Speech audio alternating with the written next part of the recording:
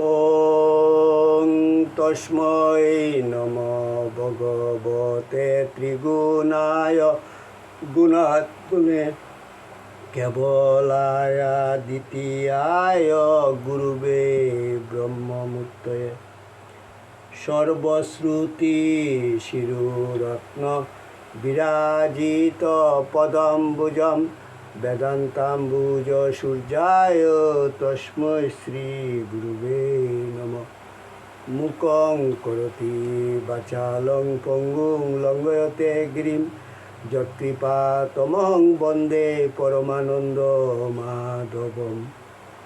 জয় গুরু, জয় গুরু, জয় গুরু।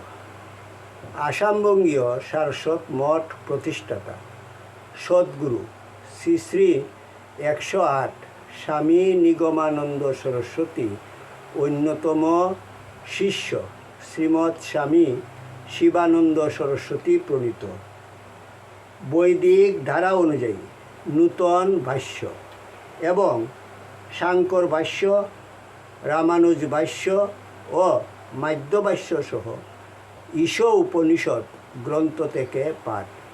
ঠাকুর, তোমার শ্রী গ্রন্থ পাঠ তোমার শ্রীচরণেই সমর্পণ করিলাম। নত্তা নিগমানন্দস্য গুরু শ্রী পাদ পঙ্কজম তনুমি তৎকথামৃতম তপ্ত জীবন শীতলম। জয় গুরু, জয় গুরু, জয় গুরু। পূর্ব পাঠের পর আমাদের ঈশ উপনিষদ মন্ত্র সংখ্যা 5। তদে জ্যোতি তন্নৈ জ্যোতি তদ্দূরে তদ অন্তিকে তদ অন্তরস্য সর্বস্য তদু সর্বশাস্য বাহ্যত। অন্যয় তৎ সেই অনির্বচনীয় আত্মতত্ত্ব এজতি স্পন্দিত হইতেছে। তৎ ন এজতি স্পন্দিত হইতেছে না। তৎ দূরে তৎ ও অন্তিকে কাছে। তৎ ঐশ্য সর্বস্ব সমস্ত কিছু অন্ত অভ্যন্তরে। তৎ ও ঐশ্য সর্বস্ব বাহ্যত বাহিরে। অর্থাৎ তিনি স্পন্দিত হইতেছেন, আবার তিনি স্পন্দিত হইতেছেন না। তিনি অতি দূরে আছেন, আবার অতি নিকটেও আছেন। তিনি সমুদয় সৃষ্টির অভ্যন্তরে আছেন, আবার সমুদয় সৃষ্টির বাহিরেও আছেন। মন্ত্রভাষ্য। তৎ ওং তৎসৎ এই তিনটি শব্দই সমুদয় বেদশাস্ত্রের বীজ মন্ত্র। আরও স্পষ্ট ভাষায় বলা যায়, সমুদয় বেদ এই তিনটি বীজ মন্ত্রেরই ব্যাখ্যা স্বরূপ।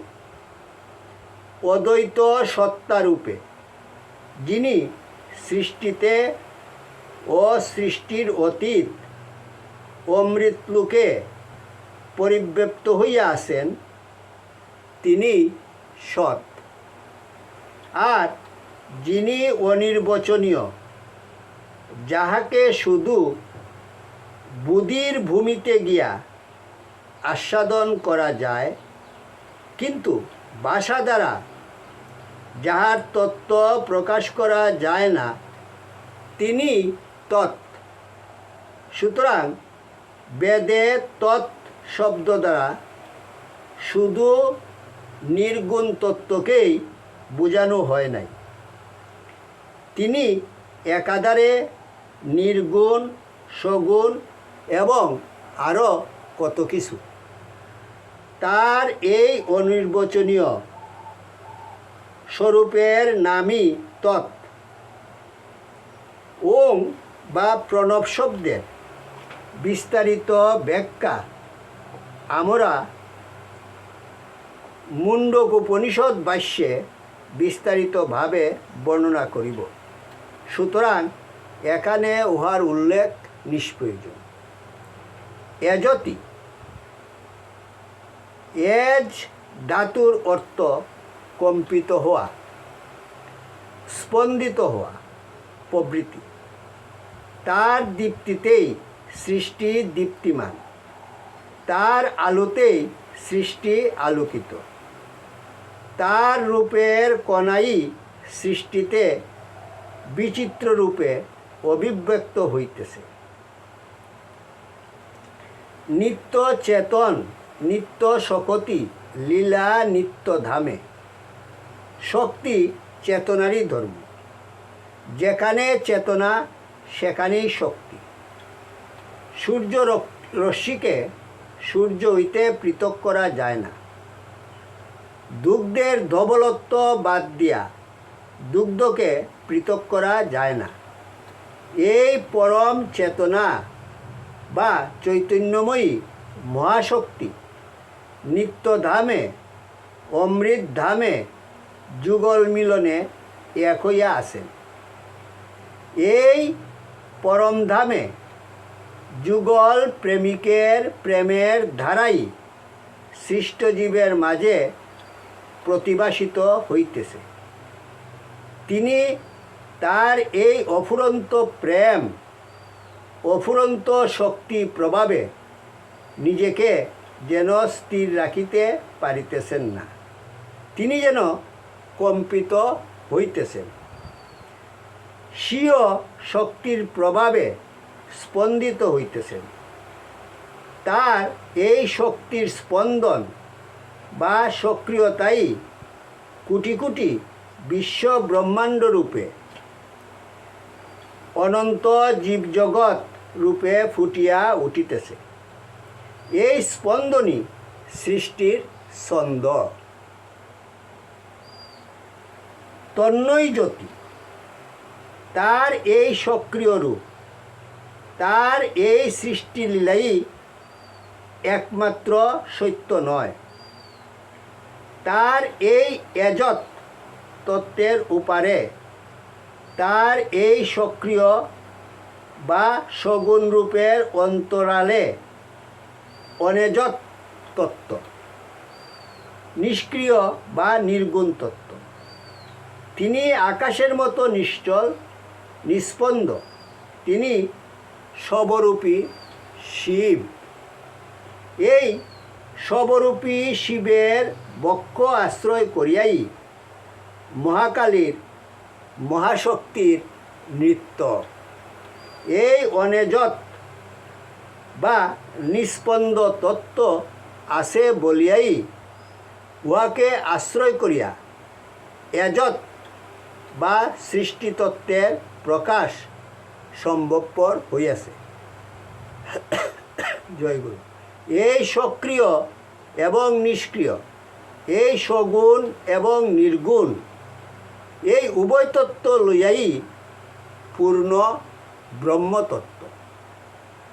যুগপৎ এই উভয় তত্ত্বকে বুঝাইবার জন্যই বলা হইয়াছে তদে জ্যোতি তন্ময় জ্যোতি। তদ্দূরে তদন্তিকে। এই দূর এবং অন্তিক শব্দ দ্বারা ঋষি দেশ ও কালের টাইম অ্যান্ড পেস ভাব প্রকাশ করিয়াছেন। এই দেশ ও কালকে আশ্রয় করিয়াই সৃষ্টির অভিব্যক্তি। এই দেশ বা পেস আকাশেই অবস্থিত। কালও এই আকাশেরই অঙ্গ। উহা আকাশেরই যেন একটি দ্যুতি। এই দ্যুতি ও কিরণই পরিণামিত হইয়া কালক্রমে বিশ্বভুবন গড়িয়া তুলিতেছে। যুগশাস্ত্রে এই আকাশকে চারিভাগে বিভক্ত করা হয়েছে। ভূতাকাশ, চিত্তাকাশ, চিদাকাশ ও মহাকাশ। অবিদ্যার অধীন মন বুদ্ধির লীলাক্ষেত্র নিম্ন ত্রিলোকী ভূতাকাশের আশ্রিত। মধ্যবর্তী বুদ্ধি ও বুদ্ধির মিলনক্ষেত্র মহরলোক বা প্রজাপতিলোকী চিত্তাকাশে অবস্থিত। ঊর্ধ্ব ত্রিলোকী বা বুদ্ধির জগৎ বা চিন্ময় জগৎ এই চিদাকাশের মাঝেই ওতপ্রোত হইয়া আছে। এই চিদাকাশকে ধারণ করিয়া আছে যে মহাশূন্যতা, উহার নামই মহাকাশ। এই তৎস্বরূপকে নিজের অন্তরে যখন অনুভব করি, তখন তিনি আমার অন্তিকে, আবার যখন বাহিরে দেখি তখন তিনি দূরে। ধ্যান তন্ময় চিত্তে যুগপৎ তিনটি অনুভূতি জাগে। মনের তন্ময়তা হেতু চিত্তের মহাশান্তি। এই শান্ত ও নিষ্পন্দ অবস্থার মূলে আছে যেন এক মহাশূন্য। কিন্তু এই শূন্য যে শূন্য নয়, ইহা এক মহাশক্তির আধার।